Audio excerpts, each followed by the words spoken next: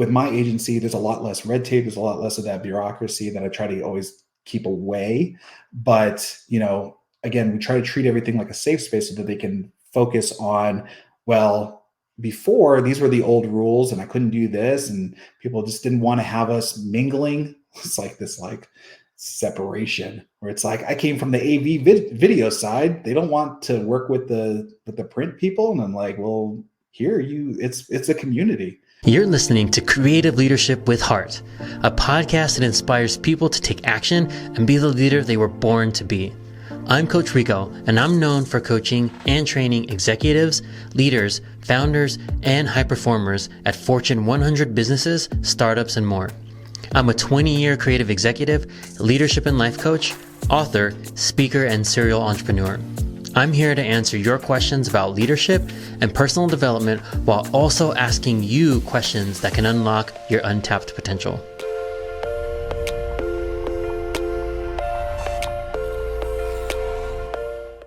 What's up, guys? Welcome back to Creative Leadership with Heart. We have design extraordinaire and owner of Zadie Creative, Mr. Leonard Samuels. How you doing, Leonard? Good, man. How are you doing? Great to see you. I haven't seen you since last year, right? Can you believe we're already going to be like celebrating Christmas this year? It's insane. I know. Could you believe it's February? I cannot believe it. We're moving. Yeah, moving fast. It's moving fast. Yeah. But thanks for being on. Thanks for taking the time to be with us today. Yeah. Well, thank you for being part of the podcast. It's your podcast. Yeah, absolutely. So jumping right in, this is Creative Leadership with Heart. You own your own design team and your own design company. But first, I want to talk about what got you into the creative field to start with. So tell me a little bit about your journey. How'd you end up where you are and what got you started? I know, right? It was like, what's our origin story? What's our Joseph Campbell journey to where we go? Always feel like when I tell this story, how do we not make it a villain arc and more of a I'm that main character, right? So I went to public school. I was born in the year 1980 something. Was in Taft High School. Went to Cal State Northridge. Shout out to Northridge State Schools. All you state schoolers out there, you can do it too. That's right. Product of Cal State schools. Yeah. I went to Sac State. Right. And then went to grad school in New York. I went to Pratt for a good semester and then dropped out because I got my career started out there. What was I doing prior to all this design stuff is I was working retail guys. I was at the Gap, selling pants, on a seasonal job. I was a terrible cashier. I couldn't remember all the awesome sales. I'm not promoting Gap. I'm just telling you they had awesome sales during Black Friday season. And then they're just like, why don't you go be a greeter? You have all your teeth. Go be a greeter. And I was like, all right, that's fine. Right. And then I would keep my little portfolio in my back pocket because what's the Hollywood dream, guys, is that some agent or some producer or artist is going to be in there and going to be like, you look like you have that it factor. You would happen to have your portfolio on you, would you? And that's when you had the printed portfolios where you're just like, yeah, right here. Oh, man. Right. Back when you would go to Swain's and purchase your stuff in that heavy acrylic and you'd be like, take it to your interviews and be like, you have to clean everything off your table, put it down. So anyways, went to graduate school, got my career started, which is hard for key art base. It's not a lot of key art agencies out there. Most of it's in fashion and traditional marketing and stuff. So I was also working retail in New York as well. It was the first time I had experienced 15-degree weather being from LA in the Valley. When I said I'm from the Valley, I'm super Valley boy. I've got 6 skateboards. I went through my my transitional surfing phase. And then I realized Black people don't like water. This is where these conversations are going to go, guys. So just buckle up. This is the light zone. This is what keeps it interesting. Yeah. I don't like the seaweed and the jellyfish and the drowning aspect of it, but that's a whole different history. And then, yes, got my stuff started out there. I was doing a lot of jobs in New York. I don't know if anybody's ever been to New York or if we have any East Coasters, but their personalities tend to be a lot sharper. They don't want to do this beat around the bush stuff. They just get right to the facts. So, the personality that I have, I just have to be me. It was like that song, You Have to Be You. And you know, adjust, so to speak, of okay, so they don't want a party clown. They just want someone that's going to give them answers and get the fuck out of there. Nice. So So yeah, go ahead. yeah, let me even take a step back.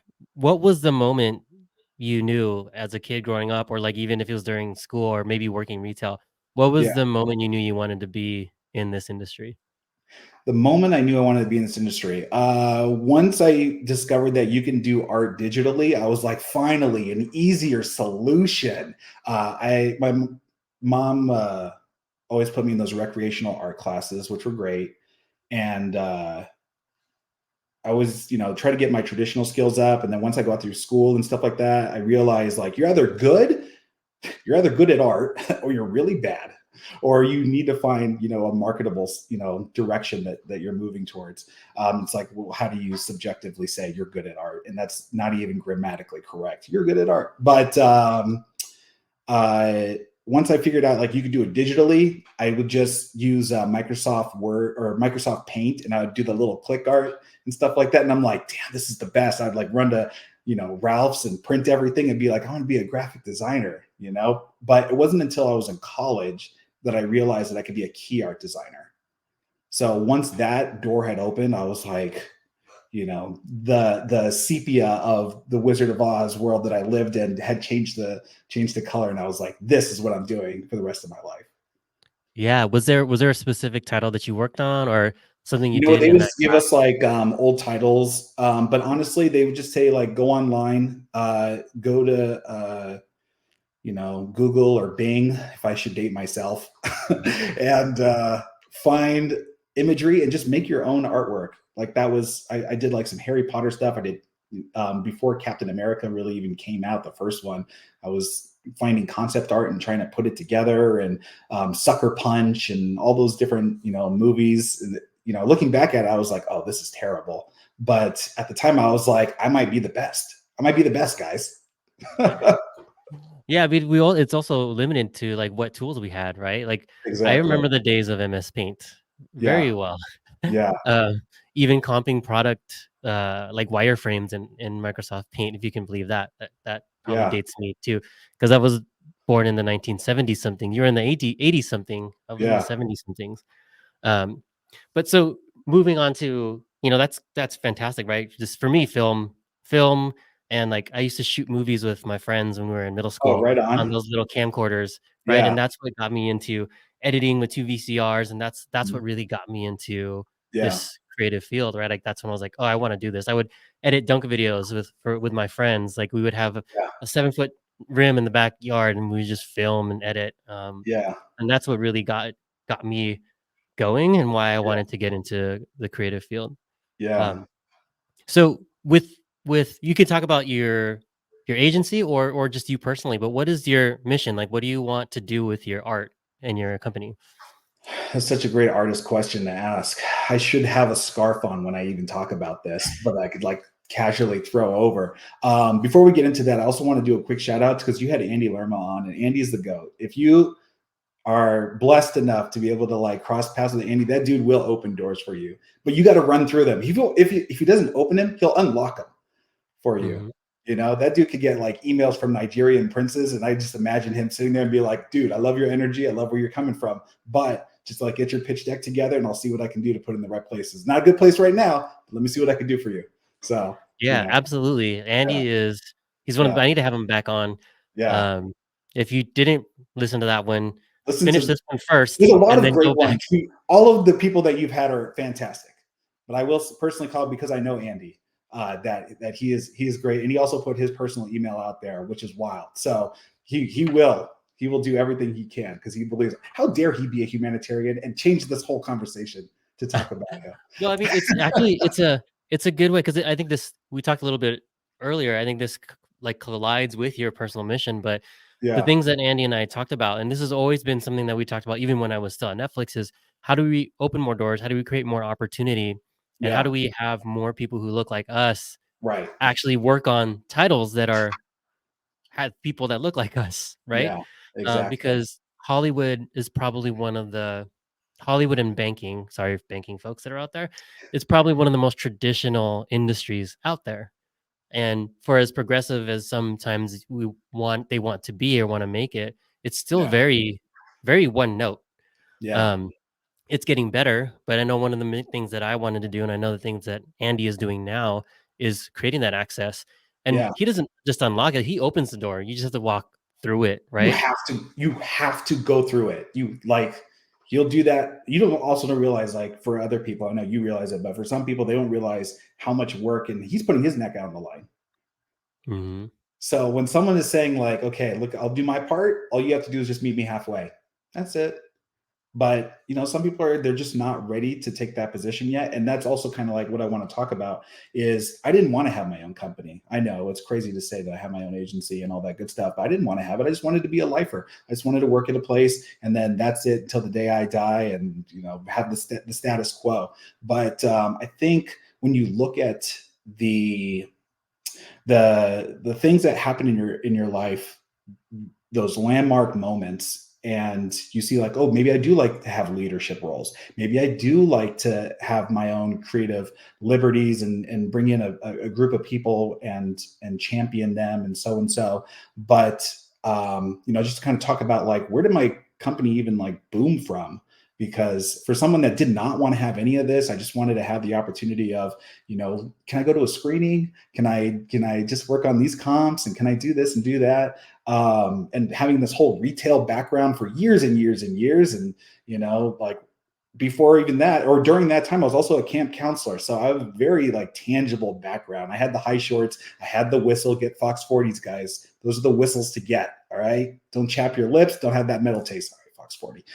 So moving in that direction, we all experienced the pandemic, right? Pandemic, horrible time. And during that time, my grandparents had passed, and that put me on this different trajectory. I had experienced grief, and I also kind of want to talk about, like, working through grief. I don't know if you've ever, lost anybody that you love, or a friend or family member in any case. But when you go through that process, it can feel like you're just falling. Everything feels disconnected. Life doesn't even matter anymore. Plus, it was like during the pandemic time, so people are just, like, dying left. All you just were seeing, like, the numbers were tallying up. And then on the agency and studio side, people were losing their, and other sides as well, but people were losing their jobs left and right. There were these red wedding style mass layoffs where you go into a room and they're just like, so how are you enjoying your time here? And you're like, great. And you're like, okay, well, this is the last day. And you're just like, got me good. I'm going to take my pencils with me. These are mine. I brought these with me. But with all of that happening, I just felt like, the answer I usually give people is that I got burned out. It was time to change direction. That's fair. That's normal. That's part of the answer. But the other half of that I don't go into, like, a whole explanation of why my company and agency had started, was that I just felt like I wasn't even living my life anymore. Or to begin with, I was textured as somebody else's world. When you look at a stock photo and you're like, this is our room of designers, and then you see, like, that one, person in the corner, and they're just kind of, like, blurred out, like, in walking. That's how I perceive myself looking back. It's like, yes, we help fill out the image, but what is the importance? And I stand by every agency, every job that I have ever had. Thank you, thank you, thank you, thank you, thank you for the opportunities, because I can't be to where I am without them. I feel like, from a boss level, all they want you to do is grow. They even say it. They're not just saying it because HR is standing behind them. They're saying it because they genuinely want you to progress. Now, when you become, a challenger, or the ops, as the children today like to say, the ops, you might not get that same welcoming. But there is a level of respect that says, hey, I can see you're forging your own path. Everybody has to start somewhere. So, like, where do you go with that? And on the grief side, I didn't even realize I was still experiencing grief. I just felt like I'm just going to do whatever I want in my life now. In life, they want you to zig all the time. And then once you stop zigging and you just zag like a mother, then people are just like, what are you doing? And you're just like, I'm going to take my ball and I'm going to go home, guys. I'm going to come back, but I'm going to go somewhere else for a minute. Yeah, it's so interesting that you mentioned that. Like, I'm glad you were experienced in good agencies, because I've heard a lot of horror stories about agencies, but also just I want to go back to this a thing you said where you felt like the blurred image and like the bokeh person in the Yeah. back, Okay. Yeah, right? that's the word. You are Or informed. or the I'm just happy to be here, Yeah. right? Because it's so interesting, because there's almost that with Hollywood, there's almost that you should feel lucky to be here, Yeah. right? And you maybe shouldn't want more than that, right? Yeah. And I don't think this is new news, but I've often said this, right? Like, I loved my school experience, right? But what school taught me is to be a good employee. Yeah. Didn't teach me how to think independently. It didn't teach me how to do those things, right? Yeah. So when I got into the workforce, I was just like, I just want to be a good employee. I'll work for somebody for like 30, 40 years, Yeah. You maybe just jump keep your around a head little down bit. and you work. Right. And so, like, knowing that, and I talked to you a little bit about this before, is Mm. there's not a lot of people that look like us in leadership roles, Right. right? Yeah. And so as I started to progress in my career, I didn't even want some of those roles that I got. But I had to think beyond myself. I had to think Yeah. beyond, like, this isn't just for me. One, Mhm. I know this team really well, and if nobody speaks up for this team, Yeah. what's going to happen to it? And then Yeah. two, there's nobody that looks like me in Yeah. like any significant leadership role in Yeah. these big companies, let alone like a place like Netflix or like Zappos or things like that, right? Right. Yeah. Um, so I almost felt a duty and a calling to take those roles. Yeah. And I had to do a lot of untraining of like the classical what I was learning in school, Yeah. right? And so when you say, right, you were grieving a little bit and you took your ball and you're going to do what I want to do, I think of it as like undoing all the Yeah. stuff that people taught us we should be or told us we should be, Yeah. taking time to come back and say, like, no, this is who I am. Yeah. And you told me that story when we were prepping for this last year back in like Yeah. November, December. That's right, guys. This And is all prep, pre-rehearsed. I have a script right in front of me. This is going just as planned. and that is the same like vision I had in my head as you're telling the story now. Yeah. And it's hard because again, like you don't have to go through grief. You don't have to have your Batman story kind of deal, like your Spider-Man, it doesn't have to be that graphic, but there's a moment that you just, I don't want to say like break, because then the light comes through when when cracks come in, and then it's like a whole thing. But you get to a point where you're just like, you could bleep me out, but like, fuck it. That's what it comes down to. You're just like, I just want to live my life. I want to do my own thing and change trajectory. And again, like this was during the pandemic. So I basically started, like the first steps I took was, again, like this is for the event that I'm going to be hosting. We'll get into it. We're going that direction, but like get your contracts together, find out what you want to do, have a choice that you want to make in terms of your company. And one of the important things that I learned was that your company is its own living entity. You need to give it time to grow. You can't just be like, oh, I expect it to be this, and then it will be this. No, it can evolve. It can change. Let it become what it needs to become. Because when my agency had started, we were just doing literary sources. I was going to like comic book conventions and trying to tell other, young artists or, new artists, just really in general, that maybe go at a different approach. Maybe we add like a TV film marketing vibe to what you have. Like I'll do things pro bono, not anymore, but I'll do things pro bono if the project is right. If you have something that is like really all you need is like that extra push, come talk to me and we can talk about doing things pro bono. But yeah, then, I was doing stuff for operas and things in that nature. And so, I had to coordinate the fashion department that are for those shows, and so that we could work together. And I had to do the scouting to find talent, and all of that has helped with where I was going. And I didn't even know the company was forming itself. Like all I was doing was just like, again, it's like the Spider-Man thing or the superhero thing where you're just drawing your costume and you're just like, wow, this looks like crap. And then once everything comes together, you hit your stride, and you go through your, your journey as it continues, and our journey is still going. But like, we started with 5 contractors, and then now we're at, since last year, 19 contractors that we, have exponentially been growing, and we're going on our 3rd year as well. But like, what does the agency, mean? It's called Zadie Creative. Zadie is Yiddish. I happen to be Jewish, just like Lenny Kravitz. And my name is also Leonard. Not saying we're the same person, but you can do your own conspiracy theories. So, Zadie, I was very close to my grandparents. I spent like almost every day with them for 30 plus years.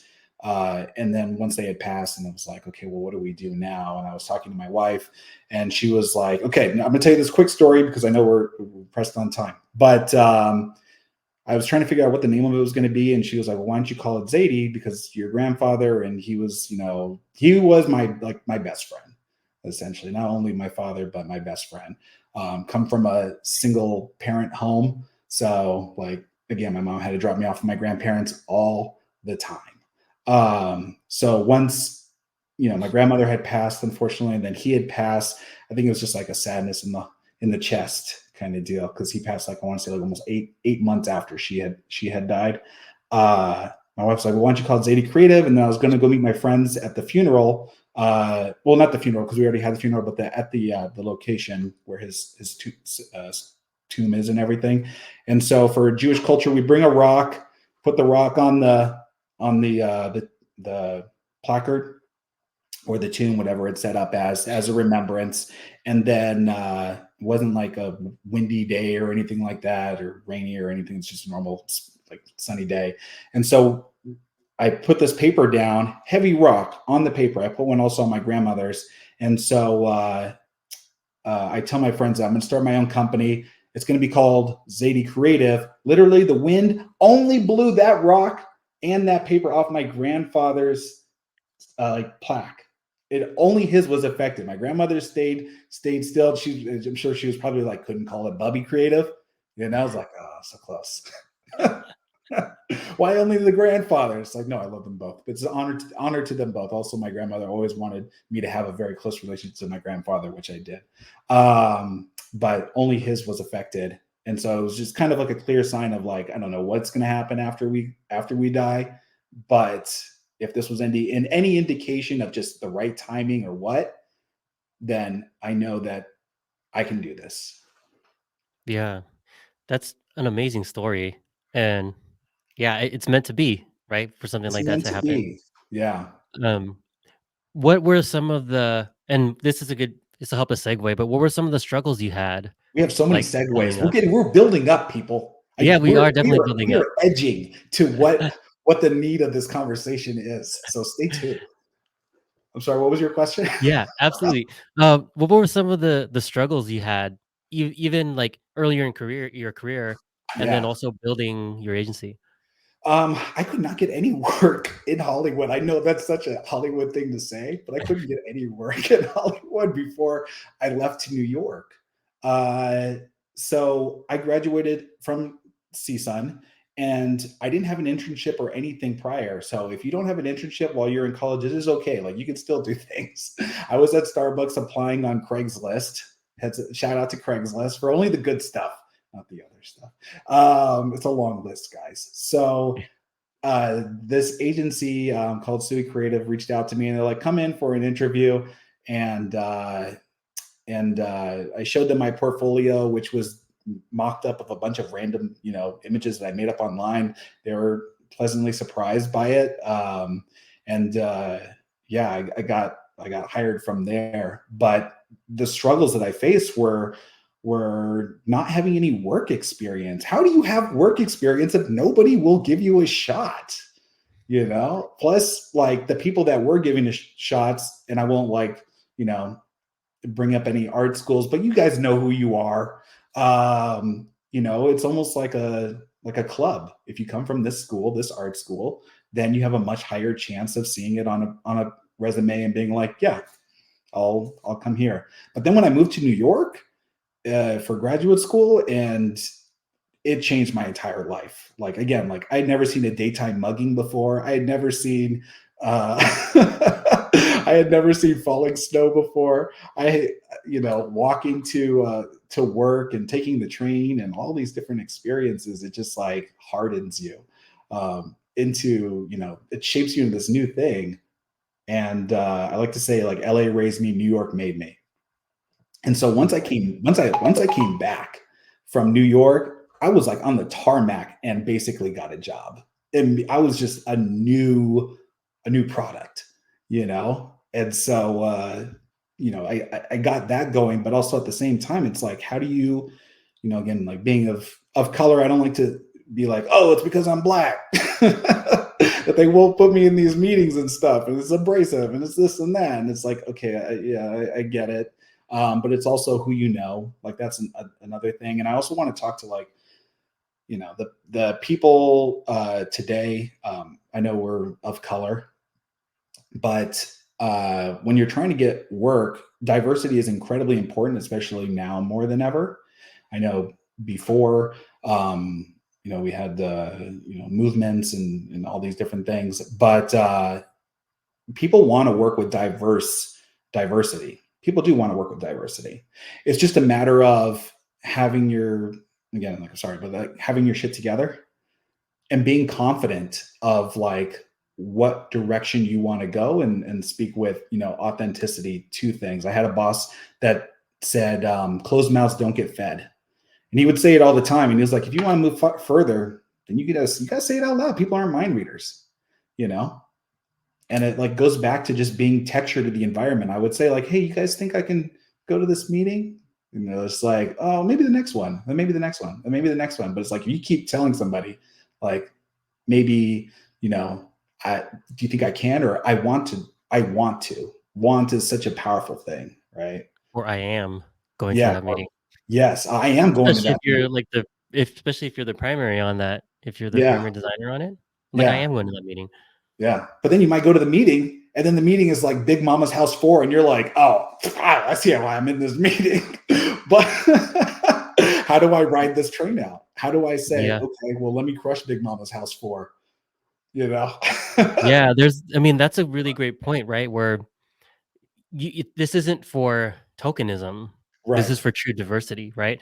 And that's where I think a lot of people get it wrong. I think they think and I don't want to call out any agencies or studios, but like they think because it's a black title, you need someone with black, and like that's the way diversity happens, and it's not. It's also, you have 80% white titles. Does that mean you're going to have white people on all 80% of those titles? No, you just need different perspectives, because people automatically look at race, but you have to look at also socioeconomic background, like education, all those things, right? So just because we look like the people who are in the title doesn't mean automatically, oh, you just have that person work on it, right? Because now you become tokenism and stereotypical. Right. So there's a fine line between that. And I think we're still working through that. It's taking people time to really understand the differences between that. Right. You don't bring diverse perspectives just so they can work on all the people of color titles. You bring them in because they can make all your titles look better.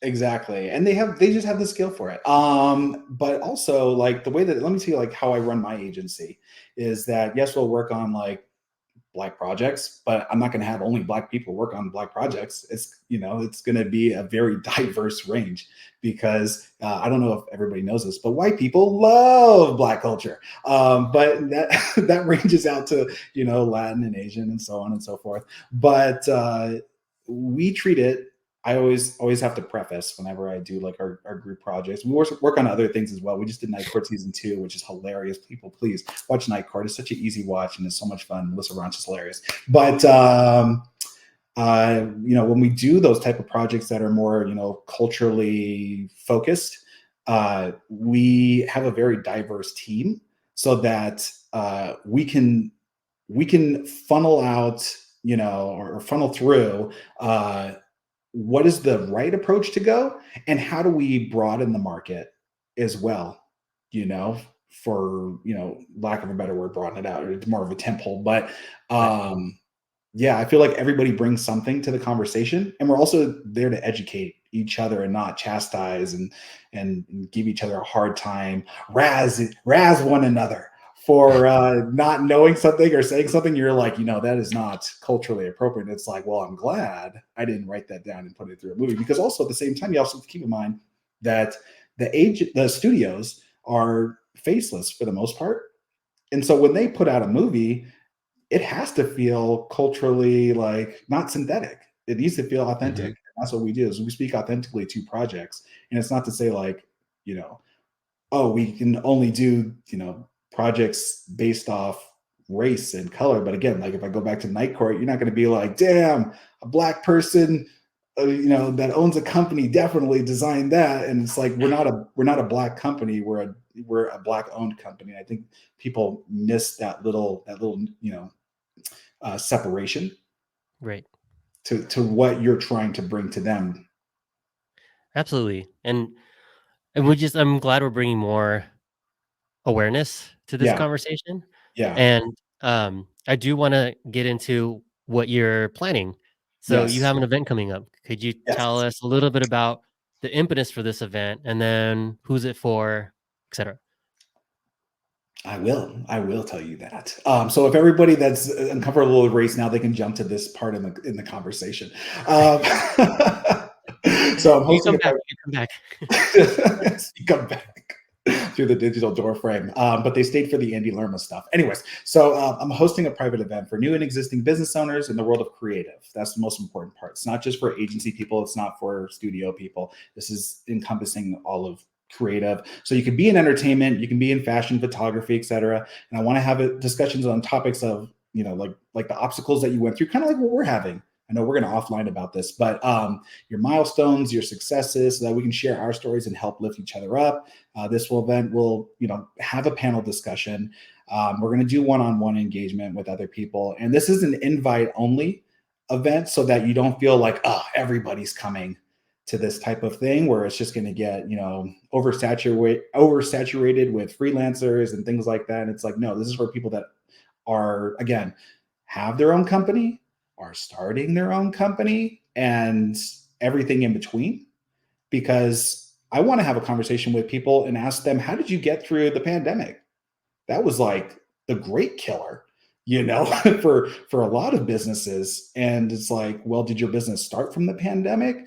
Did it, how did you navigate through it? How did you get through the SAG strike and the writers strike? And, what are steps that you're taking to grow yourself? I want to focus very heavily on the mental aspect of everything, because when it comes to finding your clients and how much should you charge, again, like that's not important. Honestly, if you want to find clients, like just start with LinkedIn, you can easily start there and then just grow out.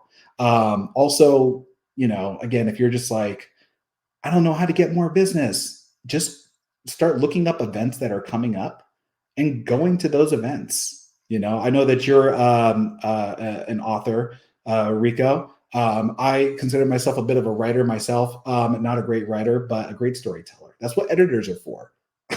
So it takes a team. It takes a team. And those are the conversations, like, again, want to have. But to the writing point, USC is having their LA Times book fair. So always something to consider for anybody that loves writing or is trying to sell a book or just wants to have a conversation within marketing, because they do have established people there that's like through Marvel or DC or Penguin and so and so. But there's always a way to grow what you have and not feel like you're alone. I feel like one of the challenges that I face when I talk about this is that we'll have people that are a bit more, I want to say, jaded in what they've experienced, and I get it. They don't want to feel like they're giving away any trade secrets, which is fine, which is fair. But this is not focused on that. This is more of, hey, are you a parent, and how do you find the fucking time to be a parent and run your company, or just be like at the top of your platform? Because for me, when I was pushing through my grief stages and getting the company started, I spent like almost a solid year of just pushing everything out and just super laser focused. I would work like 18 hours a day. I was emailing 50 people a day. I was working so hard that literal tears were falling from my face while I was working. I'd have to stop and be like, oh my God, am I crying? While I'm like sitting here, I would just forget to blink for so long that like everything was just working against itself. But at the same time, I was a man possessed.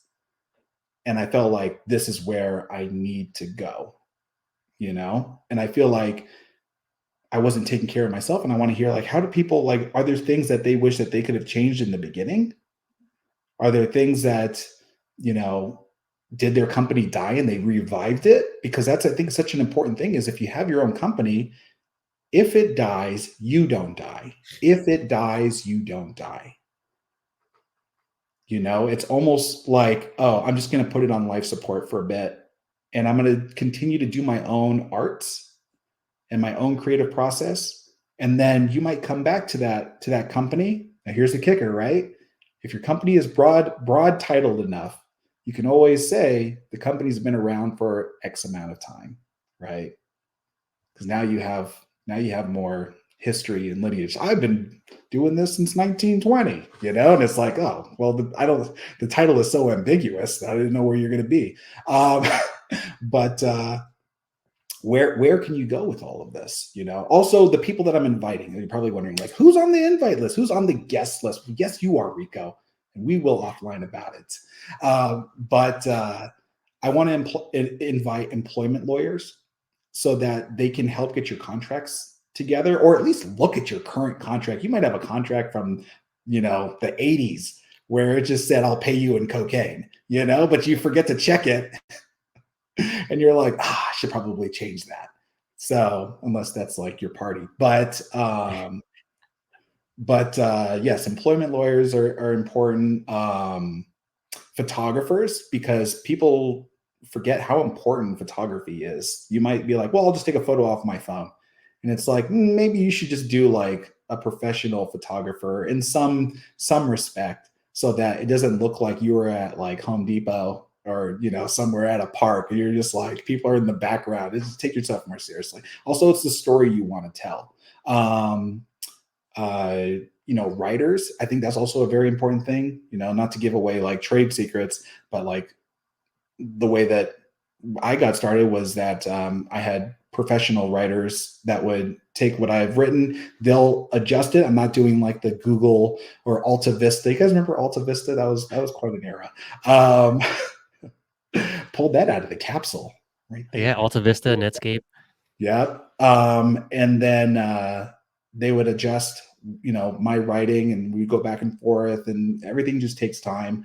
And once it felt, more authentic in the message that I wanted to send out, then I would have that as my cold calls. And since then I've adjusted it. So I think you just have to keep in mind, like everything evolves, but it takes a team. If you feel like you have to do everything yourself, then you go fast, but you're not going to go far.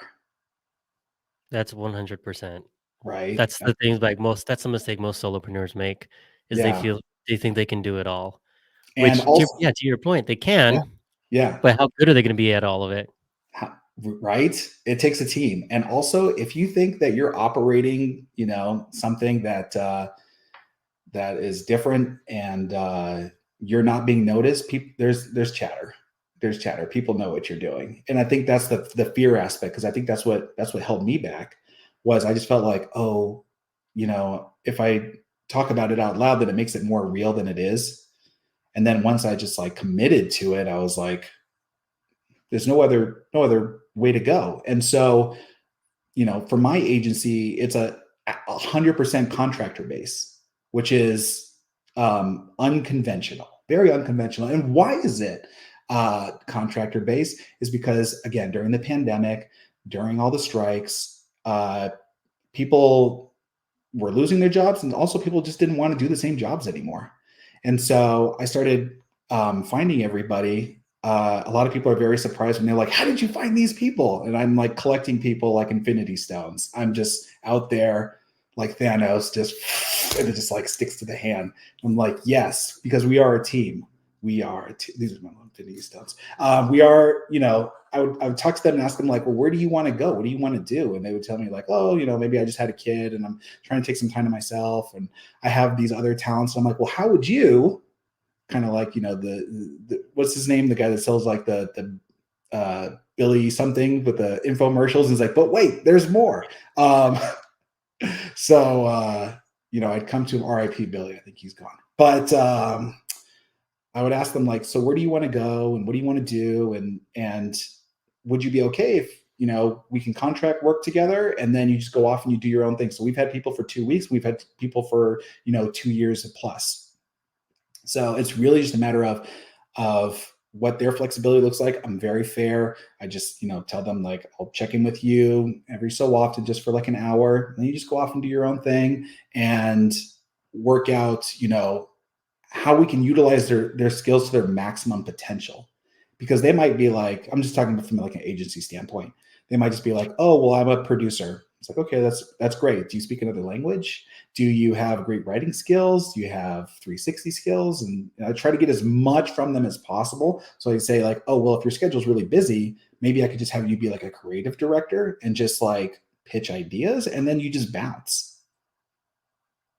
Yeah, I love that. Like, there's this, I love that you build it that way because there's this automatic negative connotation sometimes with contractor, right? But Right. to me, just like you said, like some people, even at Netflix, we had contractors who never wanted to convert to full time because they like Yeah. the flexibility. They Yeah. can dip in and out, right? Yep. They could do a bunch of work for 6 weeks and then like disappear for Yeah. 5 weeks, Yeah. right? And Exactly. that flexibility is, people want that, especially now, right? Your People point want it exactly. so much right now. And it's like, bro, you got to read these tea leaves. Like, look where everybody's going. They don't want to go to an office. I understand that. Although I miss an office. This rectangle is the world that I live in. I don't even know what's happening outside. I just watch the news and I'm just like, I don't know. I guess, but it's old news. Even the news is Yeah, toxic. I know. We won't get into it because this is a fun conversation. Yeah. That's for the second podcast. But yeah, I just see that everybody wants to work, freelance. And even for the people that tell me like, hey, I'm looking for a job. It's I'm like, that's perfectly fine. I get it 100%. While you're waiting to pick up that job, if I have a project that comes in, would you be okay to hop on the project in the background? And then if your job goes through, then you just dip and, I just jump in for you. So it's an easy transition. And that's what I try to focus on is like, what's the easiest transition for people? Because with my agency, there's a lot less red tape. There's a lot less of that bureaucracy that I try to always keep away. But, again, we try to treat everything like a safe space so that they can focus on, well, before these were the old rules and I couldn't do this and people just didn't want to have us mingling. It's like this like separation where it's like I came from the AV video side. They don't want to work with the print people. And I'm like, well, here it's a community. So you'll give us a different approach. You'll give us different perception on how to do things. And also like for photographers, again, like these are the conversations we'll have is, if you're a photographer, maybe you become your own production house because you're going to have a well of contacts. Maybe you just take like a % of the contacts that you have and just say like, yeah, I'd be happy to hook you up with so-and-so, cut me into whatever %. Right. Who knows? There's just so much opportunity. So we're coming up on time. So when will information drop? How can people find out more about this? Or if it's invite only, how would someone get invited? Well, if a raven flies over your house on the winter's harvest, so this is going to be in the spring. I'm aiming for early May for it to take place. This is going to be in LA, probably closer to Hollywood section. I'm going to do a whole drop on LinkedIn and then reach out to people individually as well. There's still more people I want to add to the group. So if you happen to know anybody that is very much about mental health awareness, people from the studio side, people on the creative side, people that are, cooks in fashion, anything that has to do with entertainment, please feel free to send them to me. You can email me at Andy Lerma at, no, I'm just kidding. You can see how we brought that full circle. It's for you, Andy. you can email me at Leonard@zaydecreative.com, but I'll give you all the information so you can find all that Yeah, there. they can find it on the show in the show Yeah, they'll notes. find it there. Drop it there. Make sure to like and subscribe on Coach Rico's podcast. And if you enter the code Coach Rico, it's you can enter in for a dinner with his family. It's awesome, guys. I'm telling you, it's the best. Amazing. I do want to ask you a couple more things. Yes. So for folks getting into the, and then in your event, we'll tap into this, but want to tap into your wisdom now. If you could give your younger self some advice, or some folks that are in college right now, or thinking about getting into the business, what advice would you give? Keep going. Honestly, just keep going. And closed mouths don't get fed. Thank you, creative director, who will rename nameless at this current time, but he knows who he is. Just keep going. Honestly, just do creative that makes your life enjoyable, because you never know where it's going to expand. So I felt like I had to stay in a box when I was younger, because they just tell you, you're going to do this, then this, then this, and then that's it, to the end. But I will say, the last thing about grief is when you're going through someone who's passed, you go through all of their stuff. You come to understand that they were a person as well. And I think that's the total mind trip, is that you go through their whole history and you're like, wow, they were trying to do this, they were trying to do that. I found out my grandfather was trying to start his own company with a friend of his, but he was afraid to do it because this is a long time ago. And, the standards for the father figure was just to take care of the entire family. And that's it. So always do what's safe. And and then he got fired. And then till my grandmother's dying breath, always cursed the man that fired him. And I was like, that is spite to the end. And she was in her very late 80s, almost 90s. So I was to the very end. But what did that teach me? It taught me, it just really solidified the fact that you're on the right path. Do what just makes you happy, if you can. Even if you don't have the opportunity to just go all in because of whatever circumstances, whether it's financial or whatever the case is, chip away at it. Buy the domain name of what you want. Those little small steps, again, we'll do this for the event and talk about what are the small things that don't take much that will change your life. I started making a playlist. I never had made playlists before. I started listening to podcasts just last year. I just discovered, or no, maybe this year. You know what? I won't shame myself, but I just discovered podcasts. And through the algorithm, you came through and it was the AI gods are listening. That's amazing, right? That those nuggets are definitely great for people to take away from this thing, and to remember, closed mouths don't get fed. But the thing that I want to talk about too is, yes, definitely chip away at the little things, but on the same token, don't let the little things hold you back, right? I've had so many people say oh, I haven't done it yet because I didn't buy the domain name, or I gotta go get a business license, or I have to file an LLC. To me, those are things if you're worrying about those things, that means you're in those are good problems to have. If you've built your thing so big that you're not worried about being sued or those things, but getting hung up on that stuff in the beginning it's just giving you another reason to not go after it, right? Yeah. Because you're oh, I have to send this thing to the city, a business permit. I don't Yeah. want to Don't have to get do hung that. up on that. $35. Yeah. I don't want to spend don't get hung up on that. Just put your name on a business card and just start doing your thing, right? Yeah. Take action, messy action. This is one of my things: is messy action is better than no action. Yeah, the legal stuff is always what hangs people up. Again, the business stuff, because you hear, oh, I have to get a business license. This, honestly, you could just go to websites that are, I think I did mine through LegalZoom or something like that. But yeah, it's there's $35 or something like that. Yeah, there's so many different ways, and then it's just it was for me. LegalZoom should give me my money back, but for me, it was as easy as just buying a website. They walk me through the process, and then they send me the paperwork, and then I just do the paperwork, and I just chipped away at it. It wasn't something that I had to spend every single day focusing on. And then I wasn't vocal about it. I just wanted to make sure that everything was where it needed to be. And then, people want you to grow because they also get paid for helping you grow, Yeah. And you So, did it, right? The unit, if you want it bad enough, yeah. nothing will stop you. Right. So And if you're afraid that people are afraid that they're going to like shit on your dreams and stuff like that, let people just be people, they're just going to say whatever they yeah, want. Also, they're really focused on themselves. exactly. They just, People they just need to project. survive. Yeah. Like that's what, people, I try to help people coach through like that mindset is Yeah. we project on, or people project onto us Yeah. things that nobody else is thinking, right? I think I told you this when we first talked, right? Is if I walked out and had a huge zit on my face Oh and gosh. walked around, I'm probably thinking like, dude, they're Yeah. all looking at me because they got a zit on my face. And Yeah. the girl walking right up to me is probably Yeah. saying, oh, I'm having a bad hair day. He's looking at my hair. Yeah. Nobody is thinking Nobody cares. about like Yeah. other people. They're Yeah. really just projecting their insecurities. So if you want it bad enough, is this something that you've been dreaming for all your life? Yeah. Already out of the gate, half the people aren't going to like what you do. Just Yeah. already just accept that half the people won't. You're Yeah. not talking to them.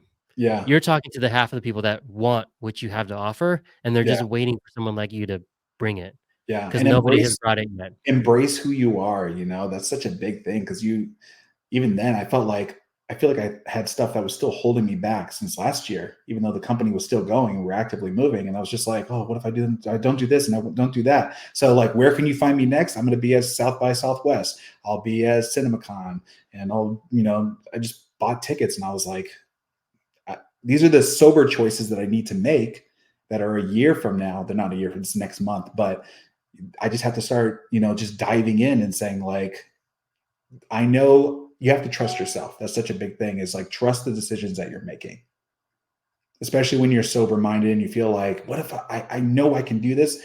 Just take that day and then just like do the research, get whatever you need to do, and put it in perspective. Yeah, absolutely. All right, we're at time, and you, Oh, Leonard, I'm definitely gonna have you back for sure. There's some stuff that I wanted to get into. Wanted yeah, to get into technology, things like that we yeah, didn't get into. yeah. So, Next time, well, guys, we're going to solve racism. I'm telling you. And also, again, code Rico, dinner with the family. That's it. yeah, we'll do it for during the event. If you want to have dinner, yeah, we should actually do that. Let's talk Yeah, seriously about that. yeah. If somebody wants to come have dinner after the event or during the event, like, let's make it happen. We're making progress, people. That's it. All right. Well, we got to call it a show. Yeah. Thank you, Leonard, for joining us. Thank you all for listening. Thank you for having Check us me. out next time, and we will see you in the next episode of Creative Leadership with Heart. Later. Awesome. See ya. Thanks. Thanks for listening to this episode of Creative Leadership with Heart. If you enjoyed the show, please like and subscribe. If you're ready to make huge, lasting change in your life, then what are you waiting for? What will your life look like if you took action today? What would it look like if you didn't? If you're serious and you're ready, book your free strategy session today, and let's make your future a reality.